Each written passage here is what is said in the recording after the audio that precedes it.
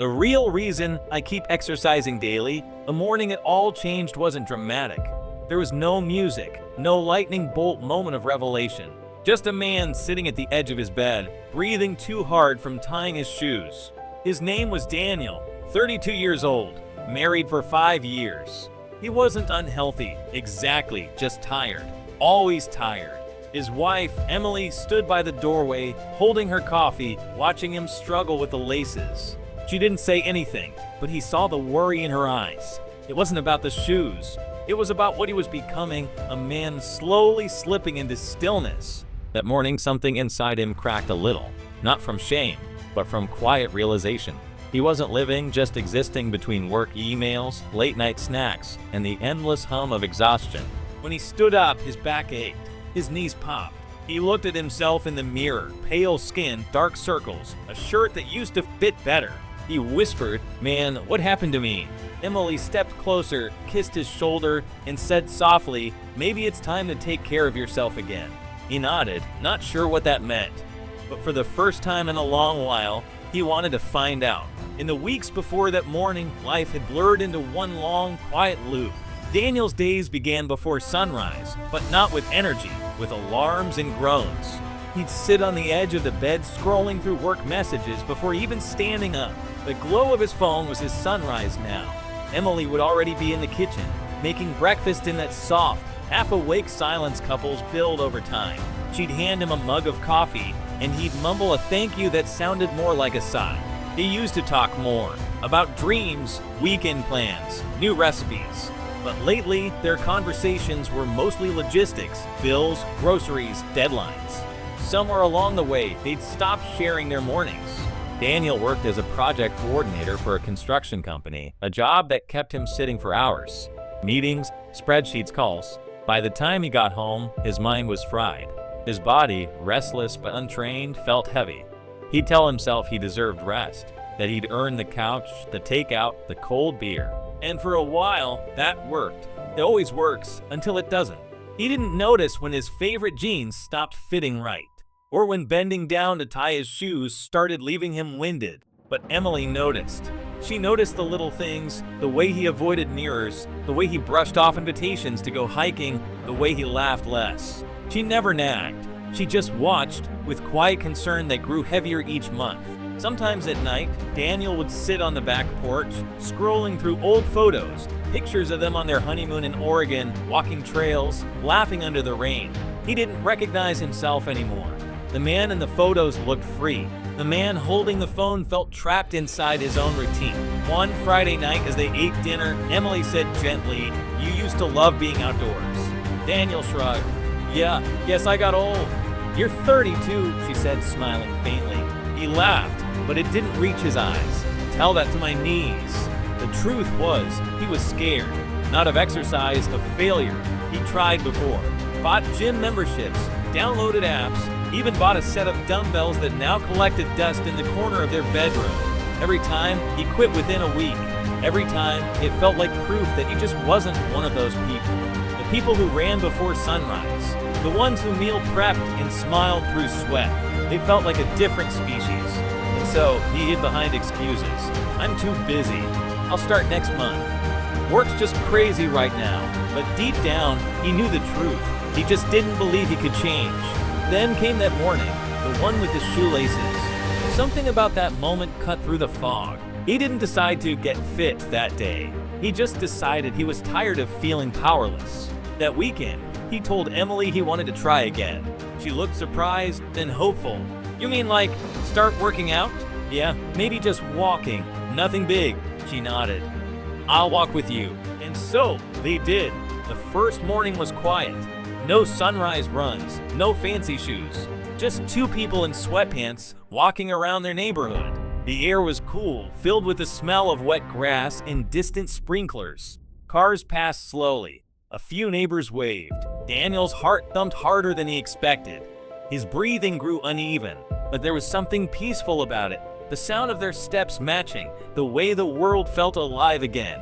When they got home, he felt exhausted, but lighter somehow, like he'd taken the first honest breath in months. That night, Emily told him, "You seemed different today." He smiled faintly. Maybe I needed to move a little. It wasn't dramatic. It wasn't even impressive. But it was real, and real was enough to start. The first week went surprisingly well. Daniel and Emily kept walking every morning before work. Some days, they barely spoke, just moved side by side through the misty streets, passing quiet driveways and waking houses. The world still felt half asleep, and there was comfort in that. By the second week, though, the soreness hit. His legs ached. His knees burned. He'd wake up and stare at his sneakers for a good minute before sighing, "Maybe I'll take a rest day." Emily would smile from the hallway, tying her hair. "Just a short one today. You'll feel better after." Sometimes he listened. Sometimes he didn't. The soreness was one thing. The fatigue was another. After work, he'd come home drained, mind spinning from calls and emails. The last thing he wanted was to move again. He'd sink into the couch, promise himself he'd stretch in a bit, and never get up. One night, as he scrolled through his phone, he saw a photo of himself from a year ago, a barbecue with friends. His smile looked forced, his shoulders slumped. He put the phone down, rubbed his eyes, and whispered, "What am I doing?" Change, he realized, wasn't just about exercise. It was about unlearning comfort, the easy kind that slowly kills you. The next morning, it rained. Light, steady, cold. Emily asked, "You still want to go?" He hesitated, then nodded. "Yeah, let's go." They walked under umbrellas, splashing through puddles, shoes soaking.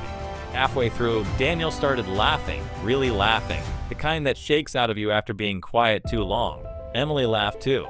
For once, it wasn't about pace or distance. It was just fun. But that joy didn't last forever. By the third week, Daniel hit his first wall. His body felt heavy again. The scale barely moved. He looked in the mirror and saw the same softness, the same tired eyes. At dinner, he poked at his food, silent. Emily asked, "You okay?" He shrugged. "I don't know if this is even working." She said gently, "You've only just started." "Yeah, but I don't see anything changing." She reached across the table, resting her hand over his. Maybe the change isn't something you can see yet. He wanted to believe that. But the voice in his head kept whispering, "What's the point? You'll quit again." That night, he didn't sleep much. He stared at the ceiling, feeling that quiet war inside him, the pull between wanting better and fearing it was pointless. The next morning, he didn't go for a walk. Neither did Emily. The morning after that, he skipped again, and then again. Soon, the shoes stayed by the door, untouched. He told himself it was temporary, that work was crazy, the weather bad, his knee acting up. But deep down, he knew he was drifting again. One evening, as he sat on the couch, scrolling mindlessly, Emily sat beside him. She didn't say anything for a while, just looked at the TV glowing across the room. Then softly she said, "You seem far away lately." He sighed. "I'm just tired. From work? From everything." She nodded. "I get it. But you were starting to seem happier when you were walking. I noticed that." He didn't answer, just stared at his hands. After she went to bed, he sat alone in the dim light. He thought about how every time he tried to change, he'd quit at this same point, the messy middle. The place where effort feels invisible, where nothing seems to move. He whispered to himself, "Maybe this is just who I am." The room stayed quiet. Days passed like that, soft, dull, familiar, until one evening he came home late. Emily was asleep on the couch, a blanket half slipped off her shoulders. The TV was still on, some old cooking show playing quietly. He stood there for a while, looking at her.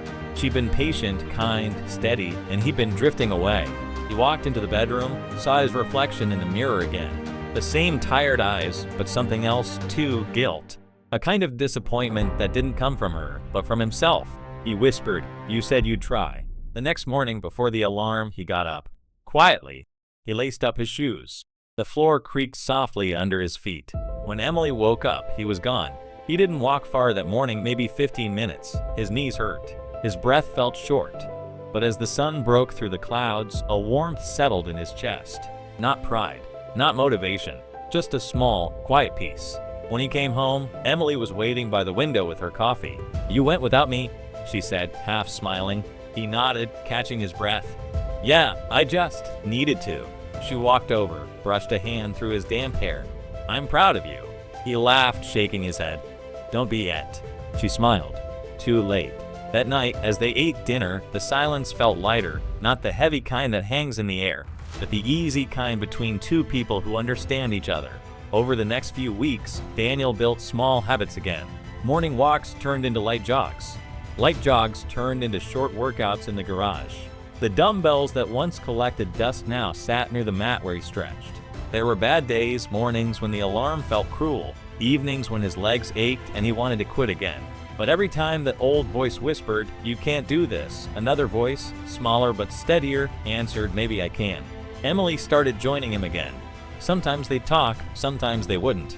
Just two people, breathing in rhythm, moving through the quiet. It wasn't about fitness anymore. It was about reclaiming something, not perfection, but presence. And though Daniel didn't know it yet, something inside him was slowly shifting. Not in his body first, but in his mind. It was late spring when everything began to shift again. The mornings grew brighter, the air softer. The trees around the neighborhood finally turned green, and the sidewalks were dotted with runners, dog walkers, and the faint smell of freshly cut grass. Daniel had settled into a rhythm. Not perfect, not flawless, just consistent. Some mornings he ran, some mornings he walked. Sometimes Emily joined, sometimes she didn't. But every morning, he showed up. One Saturday, Emily suggested they drive to a nearby park, a place with long trails that wrapped around a quiet lake. "We could walk a few miles," she said. "It's supposed to be beautiful this time of year." Daniel agreed. They packed water, snacks, and an old blanket. The drive was quiet, the windows down, wind threading through the car. It felt like the first real weekend they'd had together in months. When they got to the park, Daniel noticed families setting up picnics, joggers passing by, kids chasing frisbees. The air felt alive. They started walking hand in hand. The trail curved gently through trees and opened up to a wide stretch of the lake. The sunlight shimmered on the surface like broken glass. For the first time in a long while, Daniel felt content. No pressure, no goal, just there. They found a bench halfway through the loop and sat down, drinking water and watching ducks float across the water. Emily leaned her head on his shoulder and said softly, "You seem different lately." He smiled, looking out at the lake. "Yeah, I feel calmer, I guess." "Is that from the workouts?" He thought for a moment. "Maybe not the workouts themselves, more like keeping a promise to myself." She nodded. "That makes sense." They sat there for a while, saying nothing. The silence felt warm. When they got home that evening, Daniel took a long shower. He stood under the water, eyes closed, feeling the ache in his legs. It wasn't pain anymore. It was proof of showing up, of being alive, of trying. The next morning, he went for a jog alone.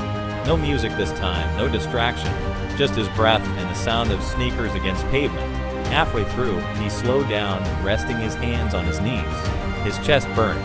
Sweat dripped down his face. He looked up at the sunrise, soft pink spilling across the horizon, and felt something inside him loosen. He realized it wasn't about running anymore. It was about listening. For years, he treated his body like an enemy, something to fight, to control, to shame. Every failed diet, every skipped workout, every mirror glance was a battle. But now, standing there, breath shaky, he saw it differently. His body wasn't the problem. It had just been waiting for him to care. That realization hit harder than any workout. He laughed softly to himself, almost in disbelief. "You've been here the whole time, huh?" he whispered. From that day on, something changed. He still got sore. He still had lazy days. But the tone inside him shifted. The voice that used to say you have to now said you get to. He began noticing things he never used to, the smell of morning air, the weight of his own breath, the way his heartbeat steadied when he moved. Exercise stopped being a chore and started feeling like a conversation. One evening after dinner, Emily asked him to help carry groceries in. As he lifted a heavy box with ease, she smiled and said, "You make that look easy." He grinned. "Guess I'm getting stronger." She looked at him for a long moment. "You're happier too." He paused, meeting her eyes. "Yeah, I think I am." Later that week, he decided to sign up for a local 5K. Not to race, not to win, just to finish. When he told Emily, she smiled wide. "You're really doing this?" He nodded. "Yeah, just to see if I can." "I'll be there cheering," she said, hugging him. Race day came quicker than he expected. The morning air was crisp, filled with the hum of conversation and the shuffle of sneakers. Daniel felt nervous, almost shy, surrounded by strangers pinning numbers to their shirts. He found a spot near the back of the crowd, stretching lightly. Emily stood on the sideline, coffee in hand, waving. He smiled back. When the horn sounded, everyone started moving. Daniel began slow, steady. The first mile felt fine. The second, harder. By the third, his legs screamed and his lungs burned. But he didn't stop. He kept repeating a quiet rhythm in his mind. One more step, just one more. Around the last corner, he saw the finish line ahead. Nothing fancy, just a banner and a few clapping volunteers. Emily stood there, cheering quietly, her eyes bright. Daniel crossed the line slower than most, but when he did, a strange calm washed over him. No explosion of joy, no big moment, just a deep, steady peace. He bent over, hands on his knees, catching his breath. Then he looked up, smiling through the sweat. Emily ran over and wrapped her arms around him. "I knew you'd finish," she said softly. He laughed weakly. "Barely." She shook her head. "No, perfectly." That night, they sat on the couch, both quiet. The medal from the race, a cheap little piece of metal, hung on the lamp nearby. Daniel looked at it and smiled. It wasn't the medal that mattered. It was what it represented, not speed, not strength, but follow-through. The quiet kind of pride that comes from doing what you said you would. He turned to Emily and said, "You know what's funny?" "What?" "I used to think I was exercising to lose weight or look better. But now, I just do it because it makes me feel like myself again." She leaned against him. "That's the best reason there is." Outside, the wind moved through the trees. Inside, everything felt still, peaceful, like the kind of silence that comes when you finally stop fighting yourself. The days that followed were quieter. The kind of quiet that lingers not because something's missing, but because something has settled. The echoes of our arguments still lived in the corners of the house, like faint ghosts of words we couldn't take back, but they didn't hurt the same way anymore. For the first time in months, I wasn't trying to win. I wasn't waiting for him to say what I wanted to hear. I just let it be. Daniel started coming home earlier. I'd hear his truck in the driveway before sunset, the sound of gravel crunching under the tires. He used to come in tired, distracted, but now he'd pause at the door for a moment, take a breath, and then step inside like he was remembering how to belong here again. We didn't talk about everything right away. There were still moments of silence, awkward pauses where words almost came but got lost halfway. But silence began to feel different, no longer heavy, just quiet, peaceful even. One morning, I woke up to the smell of coffee, the good kind, not the cheap instant packets he used to grab on his way out. He'd brewed the one we bought together months ago on a weekend trip, the one we said we'd save for special mornings. He was sitting by the kitchen window, sunlight pouring across his face, holding 2 mugs. He looked up at me and smiled softly. "Didn't want to wake you. Thought you might like a slow start today." That small act, the coffee, the patience, meant more than all the apologies in the world. We sat there, side by side, watching the world wake up outside. The sun climbed higher, spilling light over the table, and for the first time in a long time, I felt present. Really present. I realized then that maybe healing isn't about grand gestures. Sometimes, it's just 2 people quietly deciding to stay, again and again, even after the storm. The following weekend, Daniel suggested we go for a drive. No destination, no plan. Just a road, some music, and open sky. We drove past the old diner we used to visit when we were dating. Past the lake where he first told me he loved me. Past the grocery store where we'd fought over something as trivial as the brand of cereal, and then laughed about it 5 minutes later. He reached over and took my hand as we drove. His grip was warm, steady. For a while, neither of us spoke. The wind through the window filled the silence. Finally, he said, "I forgot how easy it used to be with us. Before we made everything complicated." I turned to him. "We're learning again." He nodded. "Yeah, guess we are." That night, we stopped by a trail we hadn't walked since last summer, the same one where our argument had first begun. The woods had changed. The leaves were turning gold and red, and the air smelled faintly of pine and earth. Halfway down the trail, Daniel bent down and picked a small wildflower that had somehow grown through a crack in the rock. He turned it over in his fingers, then handed it to me. "Funny," he said, "how some things find a way to grow even in the roughest places." I held the flower, and for a moment, everything inside me stilled, because he wasn't just talking about the flower. We were that, something that had managed to grow through neglect, pride, and distance. Later that evening, as we sat together on the porch, the sun dipped low behind the trees. Fireflies flickered in the tall grass, and the sky turned shades of gold fading into blue. Daniel spoke quietly, almost to himself. "I used to think being happy meant doing everything right, fixing what's broken before anyone noticed. But maybe happiness isn't about fixing. Maybe it's about seeing what's already here and being grateful for it." I looked at him, really looked, and for the first time, I saw the man I fell in love with, not the one I'd been fighting against. The one who used to dance with me barefoot in the kitchen. The one who built a home with me out of laughter, dreams, and late-night takeout. Maybe love doesn't fade. Maybe it just gets buried under the noise until you're quiet enough to find it again. In the days that followed, something shifted. Small things, like him leaving a note before work, or me remembering to say thank you for dinner. We stopped keeping score. One evening, I caught him fixing the loose step on the back porch, the one I'd been asking him to repair for months. I leaned against the doorframe and teased, "Didn't think you remembered." He looked up, smiling faintly. "Didn't think I'd forgotten." I laughed, a real laugh, the kind that shakes the dust off your heart. It struck me then, healing doesn't happen all at once. It comes in quiet layers. A touch here, a smile there, a choice made differently than before. Weeks passed, and one night I found myself sitting alone in the living room, flipping through an old photo album. There we were, younger, messier, but unafraid to love without hesitation. Daniel came in and sat beside me. We didn't speak. We didn't need to. After a while, he said softly, "You ever wish we could go back?" I shook my head. "No, I think I'd rather stay right here. We had to break a little to learn what we have." He nodded slowly, then leaned in and kissed my forehead. "You're right," he whispered.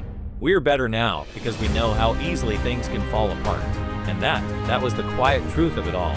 We weren't perfect. We never would be. But we'd found something deeper than perfection, understanding. That night, as we sat together under a blanket, the world outside hummed softly. Crickets sang. A cool breeze drifted through the open window.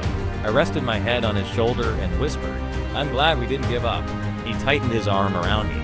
"Me too. I almost did, but you stayed." And for the first time in what felt like forever, I realized love isn't always loud. It doesn't need to be shouted, proven, or performed. Sometimes, love is just two people quietly deciding, again and again, to choose each other, even when it's hard, even when it hurts. It's in the coffee brewed on a slow morning. It's in the laughter that sneaks in after months of silence. It's in the simple act of reaching for someone's hand, not to pull them back, but to remind them you're still here. And as I looked at him, at the man I'd nearly lost, I understood something I never had before. Love isn't about the moments you fall. It's about the courage to stand back up together. And maybe that's enough.